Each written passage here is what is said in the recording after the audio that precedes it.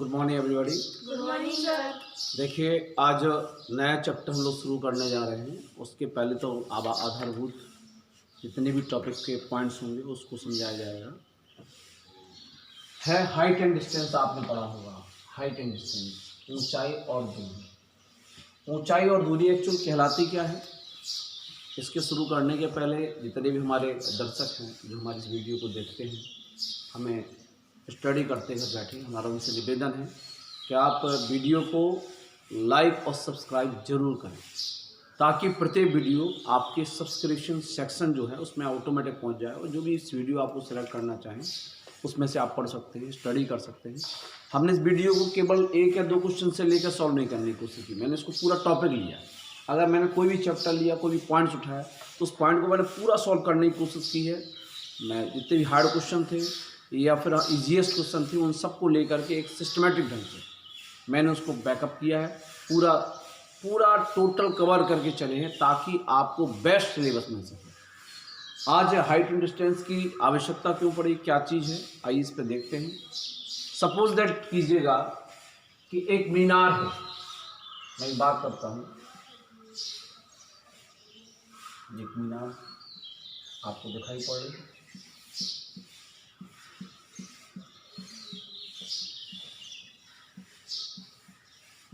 एक कोई बिंदु है, इस बिंदु से इस बिंदु है, इसको पॉइंट बोलते हैं। दो चीज आती है, हाइट एंड डिस्टेंस। हाइट माने किसी भी चीज की ऊंचाई और डिस्टेंस माने दूरी। जब बहुत सारे पर्वत होती है, पर्वत श्रृंखलाएं होती है, बहुत सारी, एक बड़ा समुद्र है, बड़ी जगह है जहाँ पे मैं नाप नहीं पा रहा हूँ तो उसकी डिस्टेंस कितनी है, या मुझे पता है कि यहाँ से वहाँ तक की डिस्टेंस 100 मीटर है, उसके ऊपर खड़ी हुई है कि कोई मीनार है, कोई पर्वत है, शिखर है, पहाड़ है, उसकी मुझे डिस्टेंस पता नहीं है, ऊंचाई पता नहीं, हाइट कितनी है, और हमें पता है कि यहाँ से वहाँ तक की हमारी डिस्टेंस ये है। तो इसका एक रूलिंग होती है कि त्रिकोणमिति में हम पहले भी बात कर चुके हैं, किसी भी समकोण त्रिभुज में, किसी भी समकोण त्रिभुज, that is a right angle, किसी भी समकोण त्रिभुज में अगर हमारे पास एक कोण ज्ञात है, कोण माने एंगल, और अगर यहाँ पे 3 साइड होती है, अगर यहाँ एंगल होगी तो ये बेस होगा, आधार, लंब और कर्ण, बेस, एटीट्यूड और आपका होगा आपका हाइपोटेनस। ठीक, तो आप एक बात ध्यान रख लें कि अगर कोई भी एक भुजा दी है तो अन्य 2 भुजाओं के बारे में बड़े आसानी से आप निकाल सकते हैं। ये बात बिल्कुल है, उसी का यूज हमारा अनुप्रयोग किया गया हमारे हाइट एंड डिस्टेंस निकालने में। अगर किसी बिंदु से हमें पता है कि यहाँ की डिस्टेंस हमारी 50 मीटर, और अगर हम देखना चाहें कि हमारा, हमने कोण बहुत सारे होते हैं, अभी आपको पता नहीं, अब आप सोचेंगे कोण कैसे नापा जाता है। कोण नापने के लिए एक सिस्टम होता है, बाकायदा बना हुआ पूरा सिस्टम होता है, उसमें आगे पॉइंटिंग होती है, पॉइंट से आप उसकी पॉइंट को मैच करते हैं। जैसे यहाँ पे आपका एंगल आता है, इस तरह से कुछ होता है, यहाँ पे एक पॉइंटिंग होती है, यहाँ एक लाइन बेस होती है, और इस पॉइंटिंग को आपको बिल्कुल आइस के हिसाब से बिल्कुल डायरेक्ट बनाया जाएगा कि किस तरह से इसकी पॉइंटिंग की जा रही है, वो ऊंचाई कौन सी है या लंबाई उसकी क्या है, मतलब ताकि आप यहाँ पे एंगल्स, कोण की माप कर सकें। कोण की माप करने पर अगर हम देखेंगे त्रिकोणमिति में बहुत सारे कोण होते हैं। मैंने बताया था कि आपकी कापी के पीछे, किताब के पीछे साइड में अगर देखेंगे तो वहाँ पे लॉगरिथम, एंटी लॉगरिथम और आपके एंगल्स के लिए आपका साइन कोस टेन के मान की वैल्यू होती है। वो 10 मिनट में 10 मिनट की मतलब आती है। अगर हम आप बात करें तो 1, अगर 1 से शुरू होगी तो 1 आपका 0 होगा, 1 आपका 10 होगा, 1 20 होगा, 1 अंश 20 मिनट, दैट इज। तो इस तरह से आपका आता है वैल्यू बहुत सारी, तो हम वहाँ से निकाल सकते हैं किसी भी वैल्यू के बारे में। लेकिन यहाँ पे जो आप यूज़ करेंगे, यहाँ पे जितनी वैल्यू होगी 30, 0 का तो कोई मतलब नहीं होता, कौन ही बनेगा, 30, 45, 60 और 90। इन आपका औसतन आपको सबसे ज़्यादा यूज़ किया जाता है, आपके ए वाले एंगल्स यूज़ किए जाते हैं। अगर इनके अलावा कोई भी बोर्ड में क्वेश्चन में अगर कोई एंगल का यूज़ करेगा तो वो देगा, जैसे उसने यूज़ कर दिया सपोज दैट अल्फा, तो आपको दे देगा 10 अल्फा इज इक्वल टू 1/2, वो वैल्यू देगा। तो इस बात का यार आपको ध्यान रखना है। तो हमारी बात में समझाना क्या चाहता था, किसी बिंदु से 50 मीटर की दूरी पर एक हमारी मीनार खड़ी हुई है। मीनार जो आपको बोर्ड पर दिखाई दे रही है, 50 मीटर की दूरी है। 50 मीटर की दूरी पर एक मीनार खड़ी हुई है जो आपको बोर्ड पर दिखाई दे रही है, साफ दिखाई दे रही है। अब आपको बताना है कि इस मीनार की हाइट कितनी है, ऊंचाई कितनी है। मैं फिर बता चुका हूँ, ऊंचाई और दूरी, हाइट एंड डिस्टेंस। डिस्टेंस माने किसी एक बिंदु से दूसरे बिंदु की दूरी को हम डिस्टेंस कहते हैं। इसमें दो प्रकार के हमारे एंगल बनते हैं। नंबर एक बनता है, इसे कहते हैं उन्नयन कोण या उनतास कोण। आइए इसके बारे में भी जानें।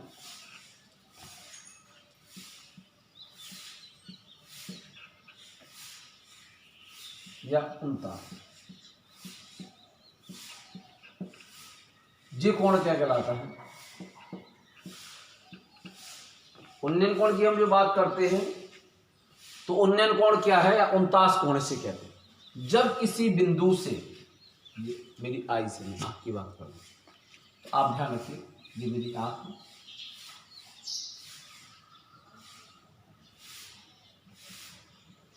ये आधार कहलाता है, इसे कहते हैं आधार या हॉरिजॉन्टल लाइन, क्षैतिज रेखा। जब नीचे से कोई भी कोण ऊपर की ओर बनता है, इसको हम थीटा मान सकते हैं, फाई मान सकते हैं और साइन मान सकते हैं, कोई भी कोण हो सकता है। जब भी कोई भी कोण नीचे से ऊपर की, that is called my eyes, ये मेरी आंख है। जब सपोज दैट मैं यहाँ पे खड़ा हूँ, ये मेरा बैलेंस हो गया, ये हॉरिजॉन्टल है। अब मेरी अगर हाइट बात की, मैं अगर 6 फुट हूँ तो 6 फुट आपका प्लस माइनस करना होगा। वैसे औसतन जब भी किसी व्यक्ति के बारे में बात की जाती है तो उसकी ऊंचाई जो है वो शून्य मान दी जाती है, कोई डिस्टेंस नहीं, हाइट कोई विशेष मायने नहीं रखती। तो जब मैं किसी चीज़ को, वस्तु, मेरी नोटिस करिएगा, वीडियो आप लोग देख रहे हैं, वीडियो में देखिए, मेरी आइज जो है बिल्कुल हॉरिजॉन्टल है। अब मैं किसी भी बिंदु को, मीनार को देखता हूँ जस्ट लाइन में, तो मैंने मीनार की ओर, ऊपर की ओर देख रहा हूँ, देखिए। अब मेरी जो आइज थी पहले हॉरिजॉन्टल बेस में, जो आपको ये वाली चीज दिखाई दे रही, अब मैंने इसको ऐसे कर दिया। ये मीनार हो सकती है, पर्वत शिखर हो सकता है, एलिफेंट टावर भी हो सकती है, कोई भी चीज हो सकती है। तो मेरे पहले हॉरिजॉन्टल में और अब जो आइज की हमारी डायरेक्शन जा रही, इसके बीच बने हुए एंगल को, इसके बीच बने हुए एंगल को उन्नयन कोण या उनतास कोण कहते हैं। वैसे 100% उन्नयन कोण आता है, कभी कभार उनतास कोण का यूज किया जाता है। भाव भी खुद पता चल जाता है। भाव कैसे पता चल जाता है? सिंपल चीज है, किसी एक बिंदु से किसी एक टावर का या पहाड़ का या फिर एक मकान का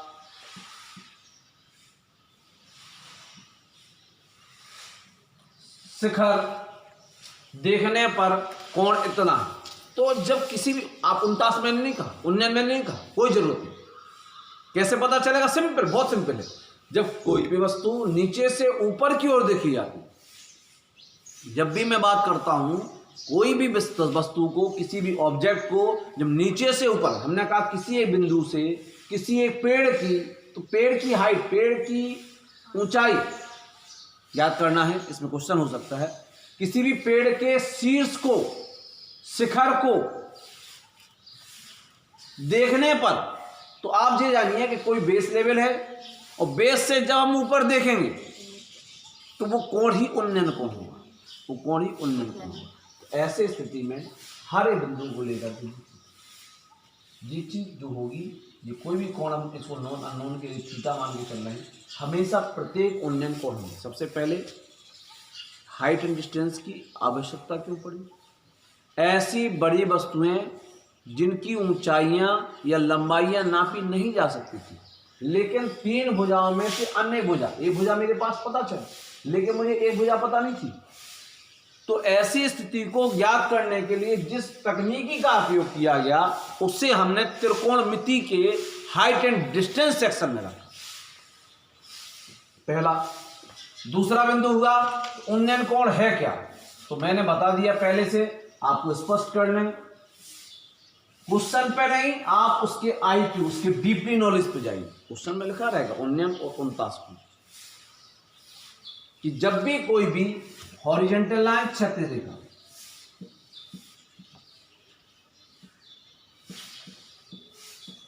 that is called the horizontal line, से कोई भी कोण ऊपर की ओर बनता है, उस कोण को हम लोग पुण्यन कोण कहते हैं, पुण्यन 49 कोण कहते हैं।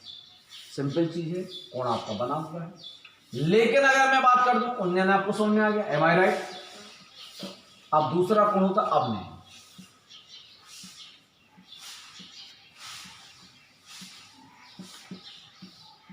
नयन माने आप जानते हैं, नयन मीन्स होता है आंख, और नमन, अब नमन होता है।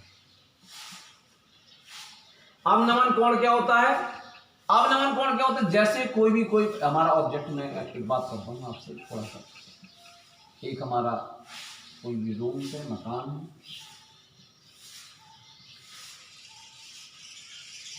दो रुपए है, एक विंडो है, एक कोई व्यक्ति है, सपोज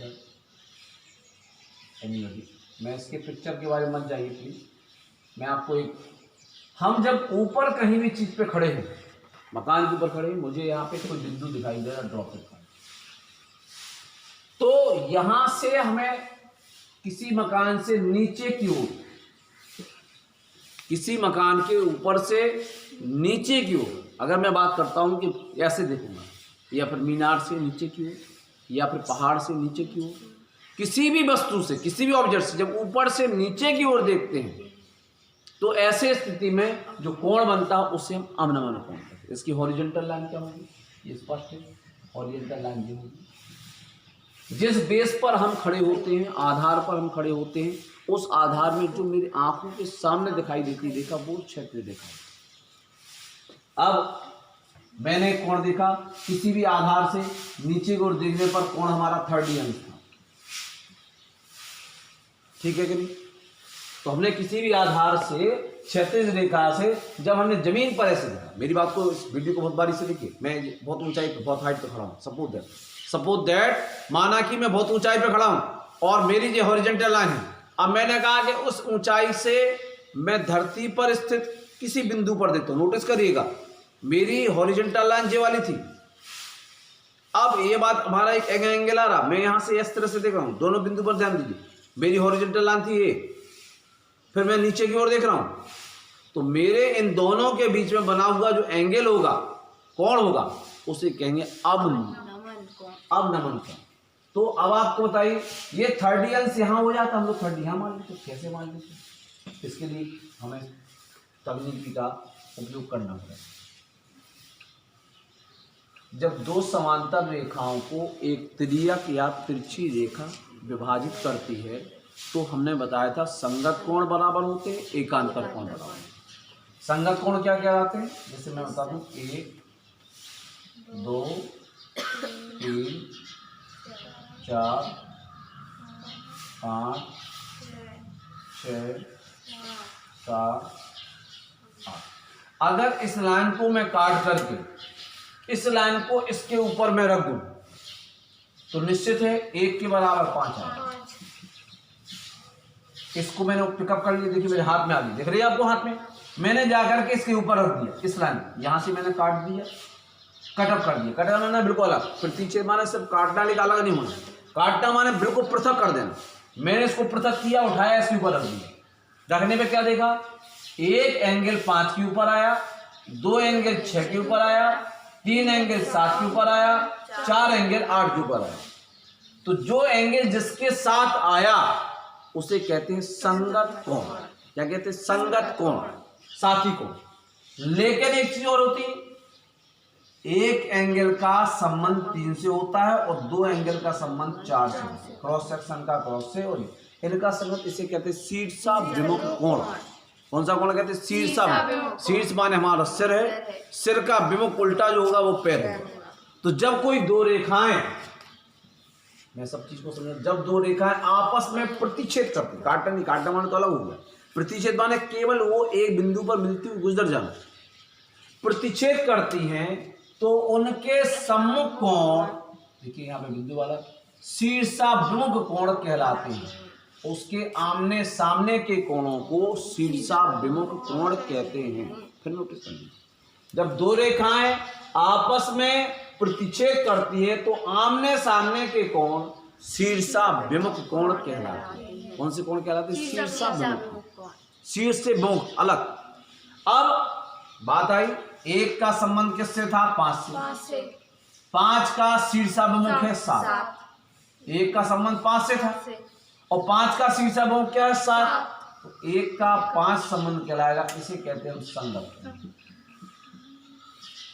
और 1 का जो 7 से संबंध होगा, माने प्रत्येक संगत कोण का शीर्षाभिमुख कोण एकांतर कोण कहलाता है। नोटिस करिए, एकांतर। एकांतर कोण किसे कहते हैं? प्रत्येक संगत कोण का शीर्षाभिमुख कोण। प्रत्येक संगत कोण का शीर्षाभिमुख कोण। तो अगर मैं बात यहां पे करता हूं, यहां पे नोटिस कर लीजिएगा, मैं बिल्कुल जस्ट इसी प्रकार का इसको बना दूंगा। एक कोण ऊपर वाला था, तो यहाँ हॉरिजॉन्टल लाइन मैंने क्षेत्रीय रेखा से ये वाला कोण अगर 30 था, ये रेखा गई, ये वाली देखिए रेखा गई, यहाँ पहुंची, यहाँ पहुंच गई, ठीक है। पहुंचने के बाद देखिए अंदर की ओर आ गई, ये हमने लिख दिया 30। कैसे? 30 का यहाँ भी कितना होगा? 30 होगा। ये क्या लाएगा? संगत। स्पष्ट समझ में आ रही बात? कितना इसको और बड़ा जूम कर देगा, जूम करना मान थोड़ा सा बड़ा करना, या फिर मैं आपको इसी को मैं लाइन लगा के मैं बढ़ा दूँगा।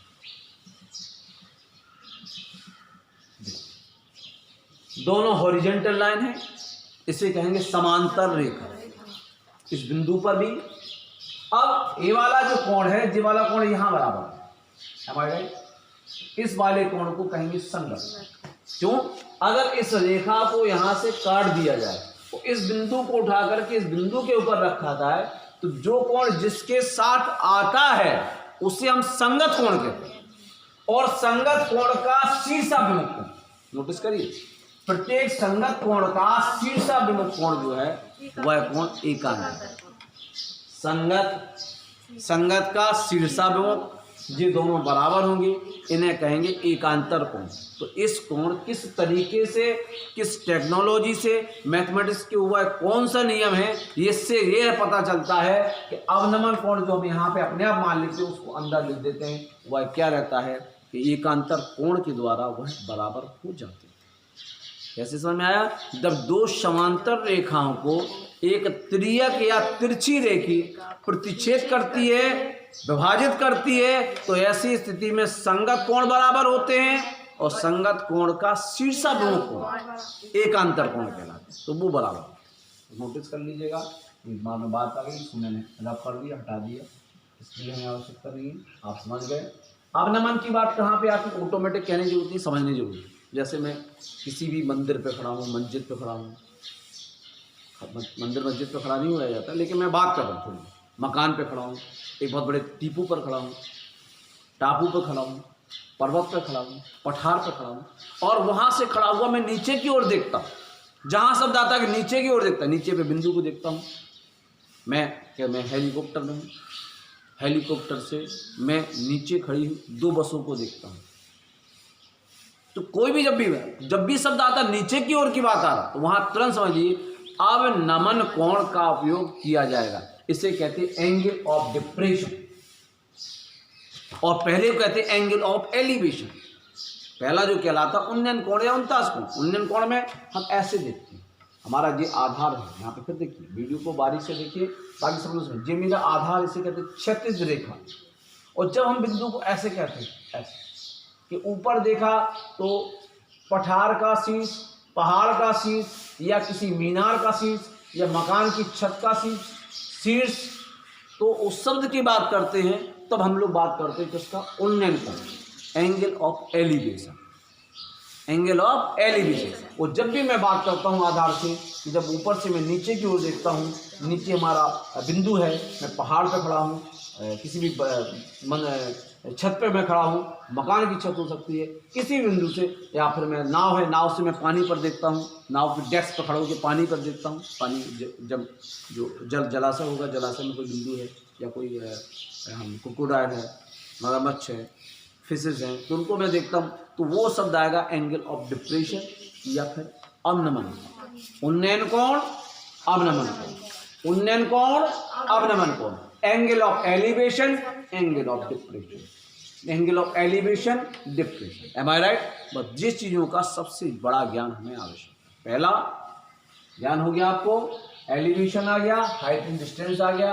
हाइट एंड डिस्टेंस का उपयोग क्यों कहाँ किया जाता है? जब ऐसी दूरी जिन्हें हम किसी भी स्थिति से नाप नहीं सकते और हमें ये पता है मैं उससे इतनी दूरी पे हूँ लेकिन उसकी ऊंचाई नहीं नाप पा रहा हूँ, तो ऐसे स्थिति में उनकी ऊंचाइयों को नापने के लिए इस तकनीकी का जो गणित की तकनीकी है एंगल ऑफ जो हमारे हाइट एंड डिस्टेंस, इसका उपयोग किया जाता है पहली चीज। अब अगला में बिंदु क्या आता है? आपको मुख्यतः साइन के 3 चीज को इस्तेमाल करना है। साइन के क्या हम कहेंगे? त्रिकोणमिति के 3 अनुपात। जब भी क्या हो जाए, नंबर नोटिस करेंगे, जब भी बात आती है सबसे पहले तो कोण की स्थिति हम स्पष्ट करते हैं। नंबर 1 स्टेप होता है कोण, कोण की मापन। दूसरा कोण का मान, मान क्या दे रखा? 30 अंश है, 45 अंश है, 60 अंश है, या इसके अलावा दिया अल्फा बीटा गामा दिया तो उसके लिए क्या दिया? तीसरा होता है किस भुजा को दिया है। कोण से जो स्पष्ट होता है किस भुजा को, भुजा को दिया गया है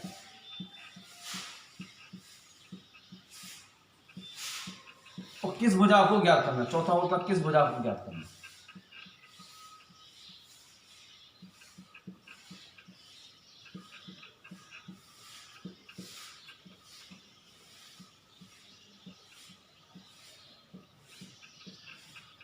अब पांचवा होता संबंध।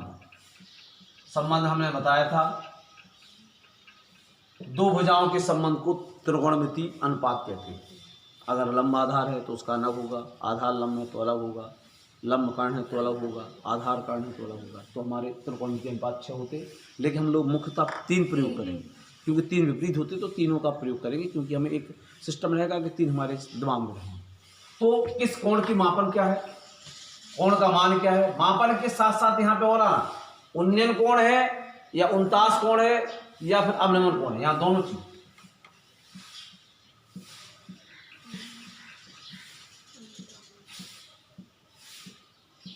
अवनमन और उन्नयन कोण, इन दोनों को दिमाग में रखना कि ऊपर हम देख रहे हैं तो ऊपर हमारा अवनमन आ जाएगा और उन्नयन आ जाएगा, नीचे अगर देख रहे हैं अवनमन आ जाएगा। जिस चीज भी हमारे दिमाग में आना चाहिए, किसी भी बेस से हमारी आइज है,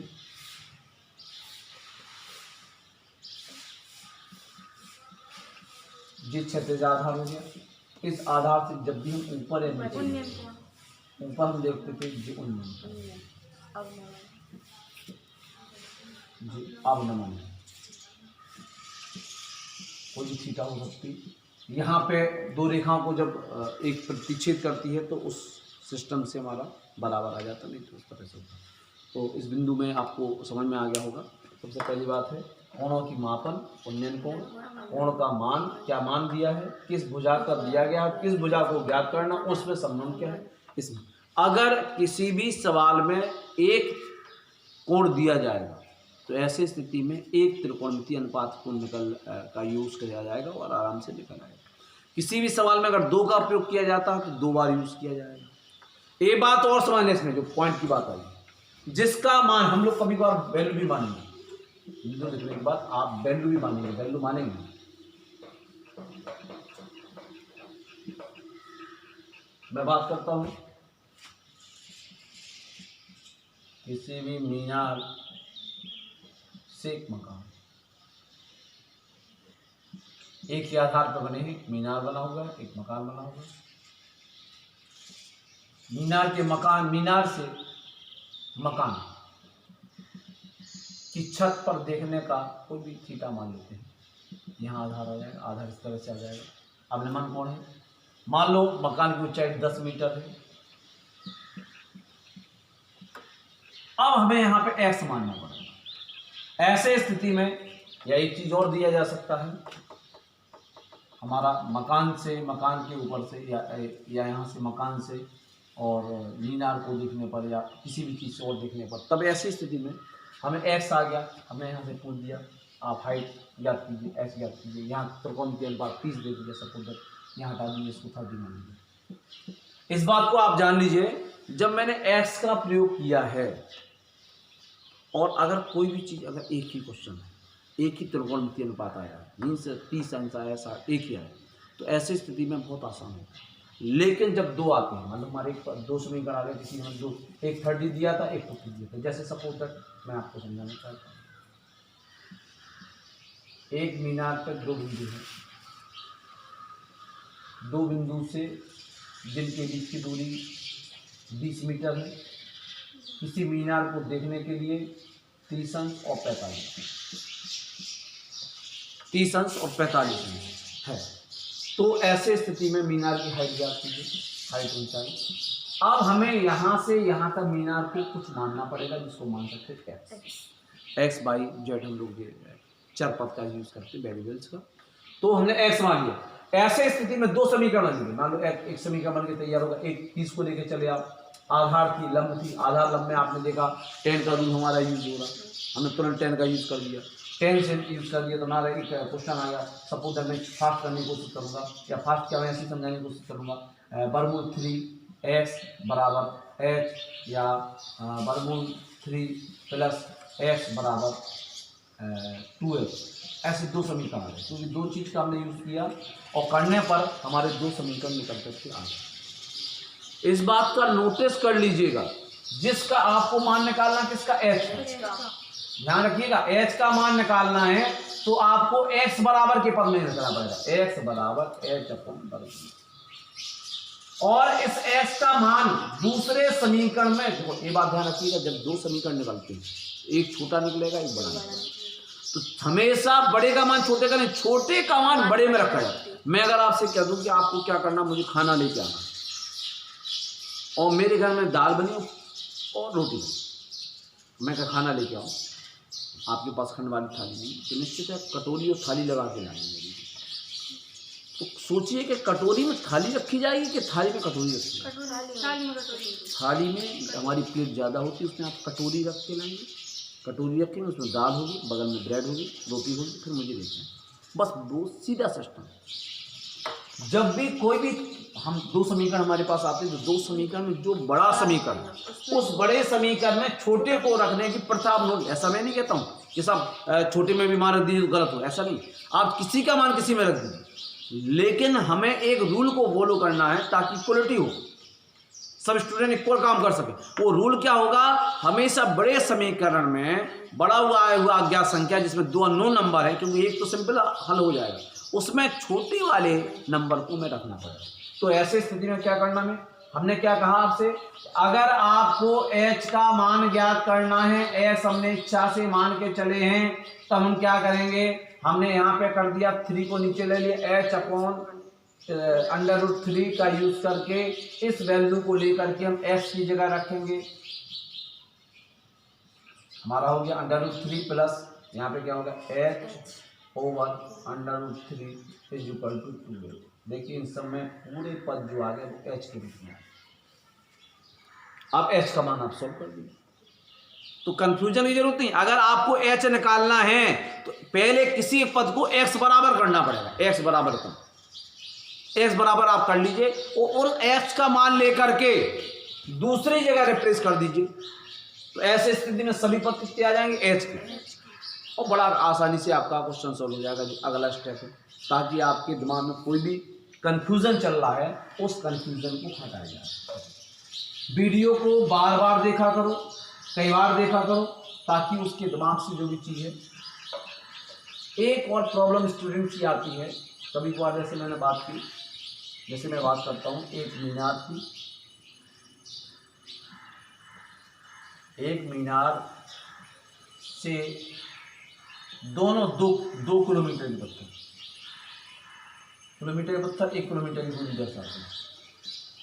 पत्थर से मीनार को देखने पर उन्नयन कोण क्रमशः 30-45 डिग्री, 30 और 45। नोटिस करिए,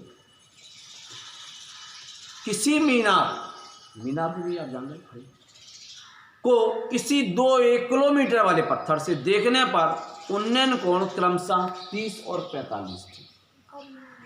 उन्नयन की बात करें, किसी मीनार को नीचे से ऊपर बढ़ा है, अब निर्माण करेंगे तो फिर हमारा हॉरिजॉन्टल लाइन ऐसे बन जाएगा, जी बन जाएगा, तो हम बात कर रहे हैं उन्नयन को। नोटिस कर लीजिए, यहाँ मैं खड़ा हूँ, यहाँ पे देखिएगा बारी से, यहाँ पे 1 किलोमीटर का एक पत्थर है, तो उसके बाद मतलब यहाँ 20 की डिस्टेंस पता नहीं है, लेकिन 2 1 किलोमीटर के पत्थर है यहाँ और वहाँ। उस पहले पत्थर और दूसरे पत्थर से देखने पर हमारे 1 किलोमीटर वाले पत्थर में किसी भी मीनार के शीर्ष का कोण क्रमशः 30 और 45 अंश था। विद्यार्थी क्या करते, स्टूडेंट क्या करते, उन्होंने कहा सब पहले 30 दिया था, उन्होंने 30 दिया और दूसरा कितना ले लिया। ठीक है, कोई समस्या, कोई समस्या? जब ये ले लूँ गलत, ये दोनों ही गलत। क्यों गलत है इसका मैं कारण बताऊँ। किसी भी अगर हमारी स्टैंडिंग कोई भी लाइन है, इसमें देखिए बारिश देखिए, मैं बारिश से लाइन देखिए, आप देखिए कि कोई भी चीज और एक लाइन में यहाँ पे डाल के देखिए, यहाँ देखिए छोटा ये इसमें नजर डालिए, इक्वल हम ले रहे हैं 90 डिग्री का। ये कैसा दिख रहा है आपको, बड़ा दिख रहा है कि छोटा? बड़ा। बड़ा, इसको और इसकी तुलना करके देखिए, कौन सा बड़ा दिख रहा है? जी वाला बड़ा दिख रहा है, जी वाला बड़ा होगा। ये रेखा हमेशा कौन दिखे, इस कोण को देखना है, रेखा को नहीं देखना, लाइन नहीं देखना, हमें कोण देखना, कोण पर नजर डालिए, कोण देखिए, कोण देखिए। ये कोण छोटे हैं, एक अनुमान से लगा रहे छोटे कोण, लेकिन ये कोण क्या हो गए, कोण छोटे हैं, ये कोण छोटा है, ये कोण छोटा है, लेकिन यहाँ पे कोण बड़ा, क्योंकि जब ये लाइन इसके बराबर आ जाएगी बिल्कुल सीधा इसी के लाइन पड़ जाएगी, तो ये लाइन कितनी हो जाएगी, 90 डिग्री। हमेशा जब भी किसी भी कोण को आपको बनाना है तो हमेशा इस लाइन की, कोई भी स्टैंडिंग लाइन है इसको हम 90 डिग्री कहेंगे, 90 डिग्री से हम इस साइड जाएंगे तो कोण घटते हैं। कोण कैसे होते, घटते हैं।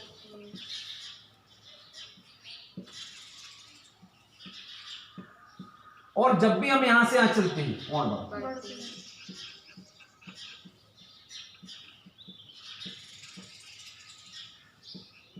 तो जब भी हम उस साइड की ओर चले जाएंगे हमारे जो भी एंगल्स हैं वो घटते चले जाएंगे। जैसे मान लो सपोज दैट मैं यहाँ पे कोई स्टैंडिंग है तो हमें, अगर मैं आपसे कहता हूँ कि आपको क्या करना है, आप यहाँ पे गलत हो गया तो यहाँ पे गलत क्या होना चाहिए, यहाँ पे 45 आएगा और यहाँ पे 30। ये स्टूडेंट की सबसे ज़्यादा कन्फ्यूज़न होती है। मैं कन्फ्यूज़न को पहले दूर करता हूँ। टीचिंग के पढ़ाने में सबसे पहला कन्फ्यूज़न क्या होता है कि हमेशा आगे की ओर, अगर मैं बात करता हूँ 3 कोण आ गए,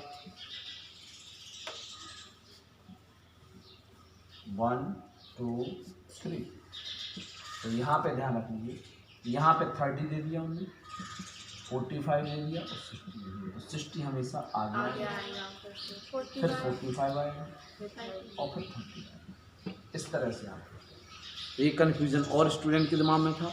हमेशा कभी भी जो भी बेस लेवल होगा उसकी तरफ कोण बढ़ते हैं और दूर जाने पर कोण घटते हैं। अगर मेरे यहाँ पे कोई स्टैंडिंग चीज़ है तो इसके पास में आएंगे तो कोण बढ़ेंगे, और इससे जब दूर जाएंगे तो कोण घटेंगे, इसके पास आएंगे तो कोण बढ़ेंगे और इससे दूर जाएंगे तो कोण घटेंगे। इस बात का हमेशा जान लीजिए, इस चीज़ को दिल दिमाग में बैठा लीजिए, ताकि जो भी कन्फ्यूज़न आपके दिमाग में है, कन्फ्यूज़न जो किया जा रहा है वह सब आपका निपट सके, आपका दिग्बद्धि से हट सके इन बिंदु के साथ, ताकि जब मैं पहला क्वेश्चन कराऊँ तो उसको आपको बड़े आसानी से कर सकें। इसको मैं कैसे करूँगा वो मैं आपको बता दूँ। सबसे पहले मैं किसी भी क्वेश्चन को या बोर्ड पर कॉपी करूँगा, उससे मैं बनाऊँगा कोई भी पिक्चर बनाने के बाद, पिक्चर मीन्स आकृति कैसे हो परफेक्ट। इसमें क्या होता, सब दिए गए इबारत के आधार पर सबसे पहला होता आकृति बनाना, पहला स्टेप। परफेक्ट आकृति बन गई तो आपको क्वेश्चन सॉल्व होगा। दूसरा स्टेप होता है बनी हुई आकृति में आपकी भुजाओं का निरूपण, किस भुजा को दिया है कौन सा निकालना। तीसरा होता है दिए गए कोण, अगर सिंगल कोण है, अगर एक कोण दे रखा है तो बड़े आसानी से कोण निकाल सकते। अगर एक से ज़्यादा 2 कोण दे रखे तो उसके लिए फिर अलग सिस्टम। इस बात का विशेष ध्यान रखें। आइए टॉपिक पे चलते हैं, मैं क्वेश्चन लगता हूँ जब तक कि नेक्स्ट क्वेश्चन आ जाइए।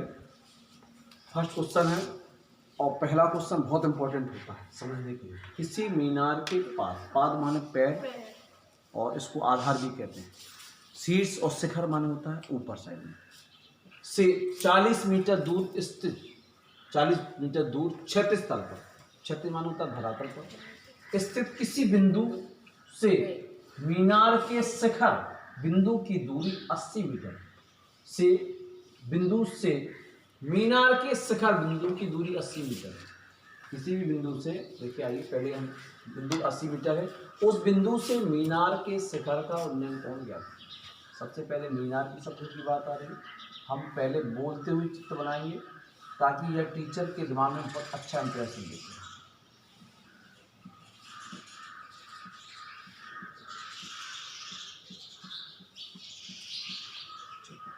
मीनार आगे, मीनार देखा नंबर, किसी मीनार के पास से, पाद माने पैर, नोटिस करिए, से 40 मीटर दूर क्षैतिज तल, यहाँ से देखिए एक एक शब्द को लिखिए, 40 मीटर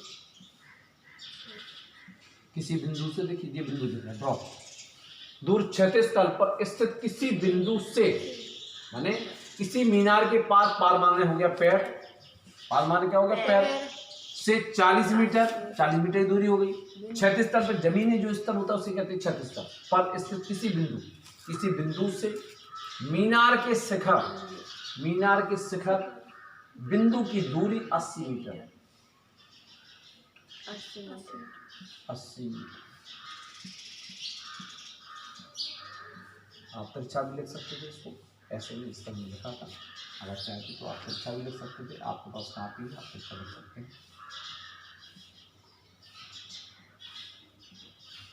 आप कापी को अपना परीक्षा करके लिख सकते हैं, ऐसे लिखा जाएगा, क्योंकि हमारे लिए लिखने में प्रॉब्लम होगी, क्योंकि बोर्ड को तिरछा नहीं किया जा सकता, ठीक, बोर्ड को तिरछा नहीं किया जा सकता, इसलिए समझते हैं।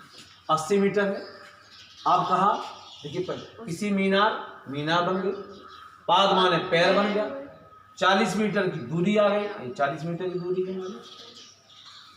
क्षैतिज तल पे जमीनी आधार कहलाएगा, किस स्थित किसी बिंदु, ये बिंदु आ गया, से मीनार के शिखर की, उस बिंदु से मीनार के शिखर, शिखर का बिंदु आ गया, की दूरी, दूरी कितनी 80 मीटर है हवाई, उस बिंदु से, इस बिंदु से मीनार के शिखर का उन्नयन कोण, मीनार के शिखर का उन्नयन कोण, ठीक है, तो उन्नयन कोण ज्ञात कीजिए। इसमें क्या है, इसमें उन्नयन कोण ज्ञात करना, उन्नयन कोण क्या बनेगा, जहां पर दोनों रेखाएं आपस में आके प्रतिच्छेद कर देती हैं, टच कर देती हैं, स्पर्श कर देती हैं, उस बिंदु को कहते हैं हम लोग कोण कहते हैं। पहले बता चुके, दो रेखाओं के झुकाव को कोण कहते हैं, तो कोण ज्ञात करना।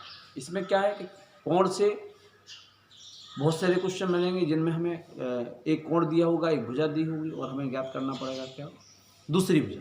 इसमें दो भुजाएं दी है, और फिर क्या ज्ञात करना है आपको, उन्नयन कोण, कोण की वैल्यू ज्ञात करिए। आइए कैसे आएगा, सबसे पहले आप जान लीजिए, जब भी किसी भी आधार पर कोई भी वस्तु खड़ी होती तो उसके बीच में बना हुआ कोण 90 डिग्री, एम आई राइट। अब हम क्या मानेंगे, दूसरा स्टेप होगा, पहला दूसरा स्टेप होता किसी भी बने हुए त्रिभुज पर नामांकन करना। अब हम लिख सकते हैं त्रिभुज ABC, आप यहाँ पे खड़े हो जाएं, कोण कहाँ पे बना उस पर उंगली रखें, ए वाली भुजा देखिए कौन सी भुजा, आधार, इस भुजा को देखिए कौन सी भुजा, कर्ण। कर्ण और आधार में कौन सा त्रिकोणमितीय अनुपात होता है, कॉस होता, कॉस का, कॉस बराबर क्या होता है, आधार बटे कर्ण। बहुत अच्छा सूत्र लगेगा, कॉस, कॉस थीटा बराबर होगा आधार बटे कर्ण। काफी मेरे पास पर्याप्त नहीं, मैं ऐसा भी लिख सकता हूँ, लेकिन आप चाहे नीचे लिखें। आधार को यहाँ भुजा का नामांकन कर लीजिए 20,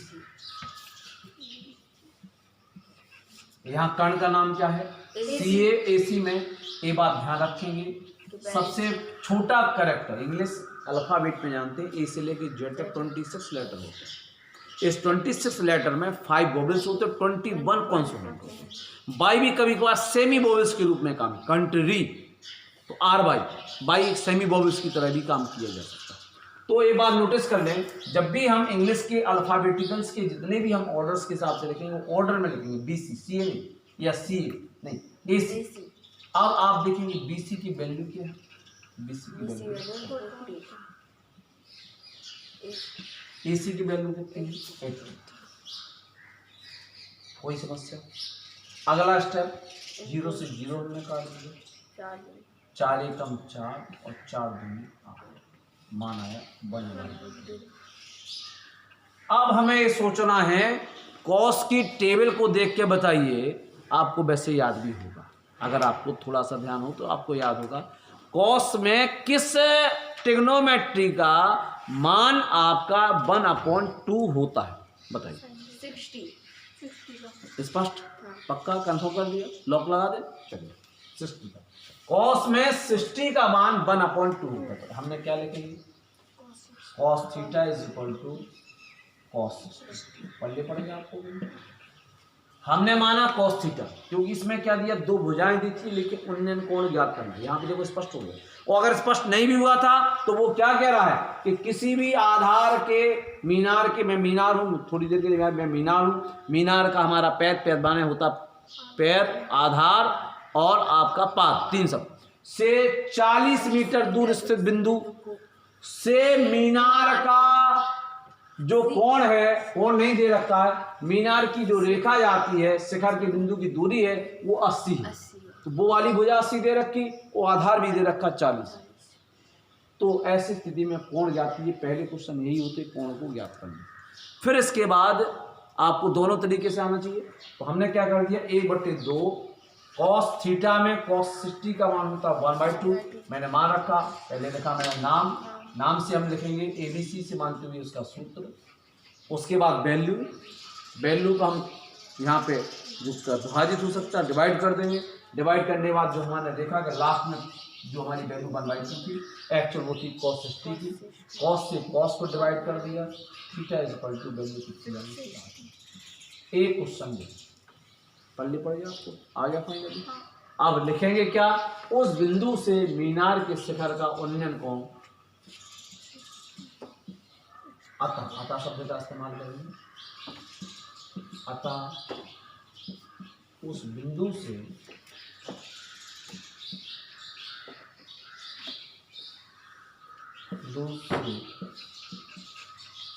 मीनार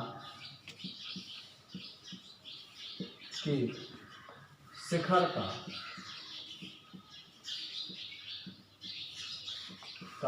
उन्नयन कोण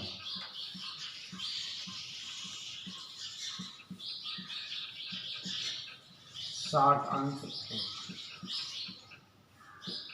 एक बात और हो सकता है, इस सवाल को जब आप करेंगे बेस्ट के लिए, तो आप सबसे पहले लिखेंगे दिया, नंबर 1 दिया है, क्या दिया है,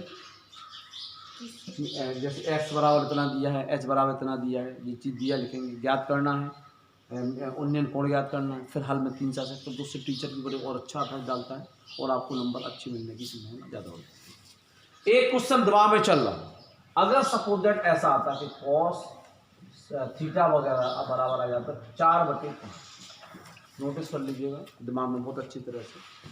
अगर कभी कोई भी क्वेश्चन आपसे कराने की बात करता है, टीचर क्वेश्चन पुशअप करता है, देता है आपको, और वहाँ पे वैल्यू हल करने के बाद मैंने बताया था प्रोसीड एंड चेक का रूल अपनाइए ताकि गलती ना हो सके। अगर गलती ना होने के बावजूद भी थीटा का मान कॉस थीटा का मान 4/5 आ गया और 4/5 आपके उस सेक्शन में नहीं है, तो थीटा का मान क्या होगा, ऐसे में थीटा का मान होगा, नोटिस कर लिए, theta is equal to cos inverse 4/5, माने कॉस को आप नीचे ले जाएंगे यहाँ पे तो कॉस आएगा, देखिए कैसे आ रहा है, इसको नोटिस करिए, cos theta is equal to 4/5 आता है, थीटा को ले जाएंगे तो हमारा क्या होगा, cos 5, क्योंकि कॉस कभी नीचे नहीं लिखा जाता तो कॉस की परिभाषा इतनी है, अगर कॉस की याद ऊपर जाएगी तो कॉस क्या आ जाएगी, माइनस में, इसको कहते हैं कॉस माइनस ना लिखा जाए, कॉस इनवर्स कहते हैं, इसको क्या कहते हैं, कॉस इनवर्स 4/5। अगर कभी भी कोई भी क्वेश्चन राइज किया जाता है, राइज करने पर आपका त्रिकोणमितीय अनुपात 10 था, पूछा tan phi बराबर कोई मान आ गया 7/10, तो थीटा का मान ज्ञात कीजिए, थीटा का मान होगा यानी फाई का मान होगा tan इनवर्स 1/7। अगर कोई भी वैल्यू त्रिकोणमितीय अनुपात में नहीं आती। त्रिकोणमितीय अनुपात में 0, 30, 45, 60 और 90। तो 0 मान कोण बने नहीं, 0 तो हो गई नहीं। अगर 30, 45, 60 और 90 में नहीं आती, औसतन 30, 45 और 60 में आती औसतन, क्योंकि आपका ये कोण पूरा 100 का बन नहीं सकता। अगर 90 का जे बुक है तो जे वाला कोण किसी भी स्थिति में 90 का बन नहीं सकता, तो वो 60, 30 होगा, 40, 40 होगा, 40, 30, 60 होगा। तो ऐसे स्थिति में अगर कोई भी, अगर मान लो यहाँ पे मान आ गया 10 5 बराबर हमारा आ गया 1/√। अब बताइए a/√3 किसका मान होता है? 10 30। M I right? आपने 10 से 10 को विभाजित कर दिया, थीटा इक्वल 5 दिया। लेकिन अगर यहाँ पे मान आ गया था आपका 60, जी क्या आ जाता है 10 60 हो जाएगा। M I right? विभाजित कर दिया 5/60 आ गया। अगर यहाँ पे मान आ गया वैल्यू 1 आ गई तो हम 1045 के लेंगे। सपोज औसतन सबसे ज्यादा उपयोग की जाने वाली त्रिकोणमितीय अनुपात इसमें होता वो 10 ही होता है। क्यों होता है? क्योंकि ये तो हवाई है, ये इसकी संभावना बहुत कम है। तो सबसे ज्यादा भुजा इसकी आधार वाली और लंब वाली दी तो आधार ज्ञात कीजिए, आधार दिए तो लंब ज्ञात कीजिए। और इन दोनों में अनुपात जो होता है वो 10 का होता है। किसका अनुपात होता है? 10 का। तो अक्सर आपको प्राहा मिलेगा 10 का इस्तेमाल किया जाएगा। तो अगर कोई भी वैल्यू जो आपके 10 थीटा में हो और वह वैल्यू आपके √3 1 और 1/√3 ना आकर के इसके अलावा कोई भी वैल्यू आती है, जैसे मैं कह दूँ 1/2 ही आ गया, 10 में किसी भी वैल्यू 1/2 नहीं होती, तो वैसी स्थिति में क्या लिखेंगे? थीटा का मान हमें ज्ञात करना है, तो थीटा इक्वल टू क्या लिखेंगे? 10 n 1 1/2। ये नोटिस कर लीजिएगा ताकि आपको हमेशा के लिए याद रहे। आप पूरा क्वेश्चन नोटिस करें। Okay, next question. किसी समय एक स्तंभ की छाया की लंबाई, छाया की लंबाई उसकी ऊंचाई की वर्गमूल 3 गुनी है। सूर्य का उन्नयन कोण क्या है? आइए हम स्तंभ बनाते हैं। स्तंभ कोई स्तंभ है, ज़्यादा मैंने दी दे दी। सपोज ये स्तंभ है,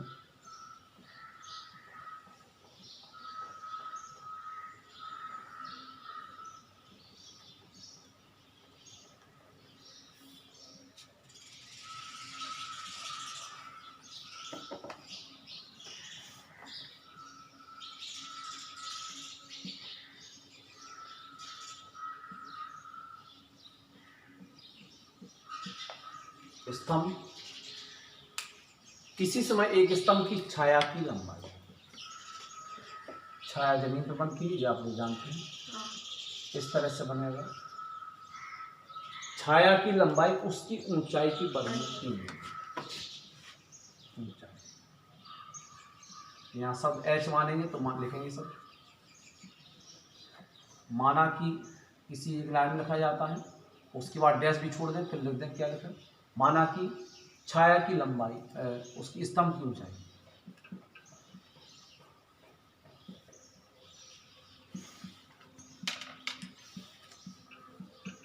ऊंचाई, बराबर है। यहाँ पे शब्द जब h किसी भी आप पद को लेते हैं, अननोन नंबर लेते हैं या फिर हम लोग चर को लेते हैं, तो उसको पहले हम आइडेंटिफाई करते हैं h क्या है, x क्या है। तो हमने क्या माना कि स्तंभ की ऊंचाई x है, h है, हाइट h है। तो किसी समय पता नहीं है, समय सुबह हो सकता है, दोपहर में हो सकता है, शाम को, किसी को टाइम नहीं दे रखा।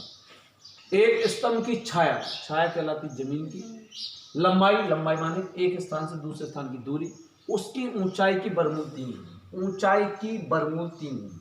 इस सब शब्द को स्पष्ट करिए, मैं इस शब्द को स्पष्ट करना चाहता हूँ। ऊंचाई की वर्गमूल 3 गुनी शब्द लिखा है।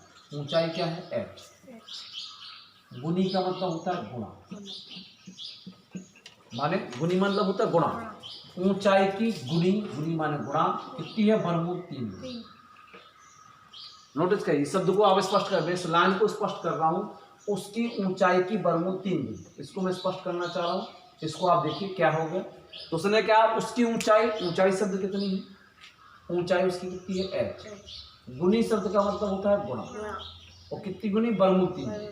तो आप इसको जब करेंगे तो हमेशा इसमें चर पद, अचर पद होता है, उसको आगे लिखिए, वर्गमूल 3h। जब भी आप कहेंगे, हम कहें x का गुणा 2 में कीजिए, तो आप क्या लिखेंगे, इसको x2 नहीं लिखेंगे, गलत है, 2x लिखेंगे। तो हमेशा अचर पद आगे और चर पद पीछे, ये रूल है किसी भी चीज के लिखने का।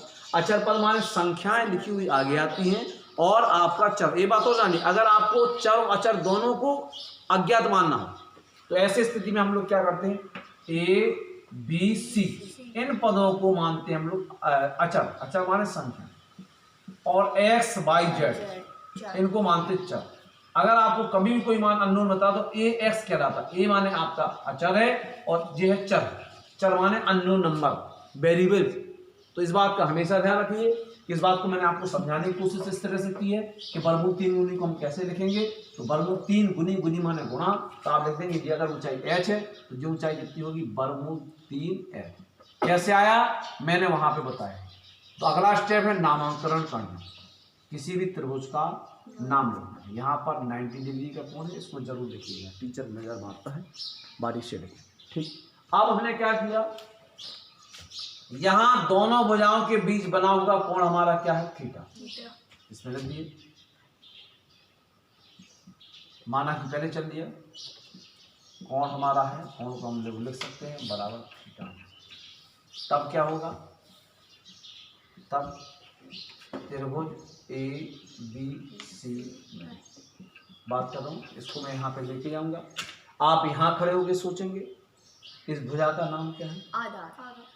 इसके सामने की ये भुजा कौन सी, लंब आधार में त्रिकोणमिति के कितने अनुपात होते हैं, 2 कौन कौन सा, पहला होता है tan और दूसरा होता है cot। tan का विपरीत cot होता है, मूल कहलाता tan। हमें सभी त्रिकोणमिति अनुपात मूल लगाने, इससे कोई मतलब नहीं कौन सा मान दिया है कौन सा नहीं दिया, कौन सी भुजा दी गई है कौन सी नहीं, वो ऑटोमेटिक चेंज कर देंगे। हमें त्रिकोणमिति अनुपात आएगा हमारा tan ले लिया, tan थीटा बराबर सूत्र क्या होता है, लंब बटे आधार, ठीक है। tan थीटा हमारा लिखा रहेगा। लंब भुजा का नाम क्या है, AB। आधार भुजा का नाम क्या है, BC। आगे चलेंगे, AB भुजा की वैल्यू क्या है, क्या मान, अननोन नंबर है h, जिसे कहेंगे चर। इसकी वैल्यू क्या है, वर्गमूल 3h, s से h विभाजित हो गया, कितना आ गया, 1/3। अब मैं बताना चाहता हूं कि tan में किस वैल्यू का मान 1/3 होता है, 30, not 60, 30, tan 30 is equal to, sorry tan theta is equal to tan 30 value होती है, tan से tan विभाजित हो गया, theta is equal to 30। Notice इस बिंदु को कर लें, अगर यहाँ पे 30 के लिए यहाँ पे 1/3 आ जाता या फिर कोई अननोन नंबर आ जाता जो हमारी उसमें 1/2 आ जाता, उसमें नहीं मिलता, तो हम क्या कहते हैं, इसमें tan theta is equal to 1/2, theta is equal to tan inverse 1/2। ये नोटिस कर लीजिएगा, थीटा का मान जो है वो tan इनवर्स कहा जाएगा 1/2। ठीक है, स्पष्ट, हमेशा के लिए दिमाग में रख लीजिएगा। तो आज का टॉपिक हमारा यहीं समाप्त होता है। मुझे विश्वास है त्रिकोणमिति के स्टार्टिंग में जो आपने हाइट एंड डिस्टेंस की स्टडी की है उसको बहुत बारीकी से समझा होगा। मुझे विश्वास भी है कि आपको बहुत ज़्यादा पसंद आ रही है और एंजॉय भी आ रहा होगा स्टडी करने में। हमारा प्रोत्साहन जिस तरह से किसी भी गायक का, किसी भी खिलाड़ी का प्रोत्साहन जो होता है वो क्लैपिंग होती है। क्लैपिंग जब आप करते हैं तो हमारी जोश जुनून होता है वो बढ़ जाता है, हम बेहतर प्रदर्शन कर सकते हैं। इस समय हमारा जोश जुनून जो है वो आपका लाइक और सब्सक्राइब, इस दोनों पर विशेष ध्यान रखें कि इसको प्रत्येक दिशा में करना है ताकि हमारे सब्सक्रिप्शन सेक्शन में प्रत्येक वीडियो हमारी पहुंच सके और हम बेहतर ढंग से आपको प्रेजेंट करके दिखा सकें। हमारा यही आप लोगों से अनुरोध है, निवेदन है, आप लोग लाइक सब्सक्राइब कीजिएगा ताकि हम बेहतर आपको प्रदर्शन करें। Thank you very much. Like का ध्यान रखिएगा। Okay, bye.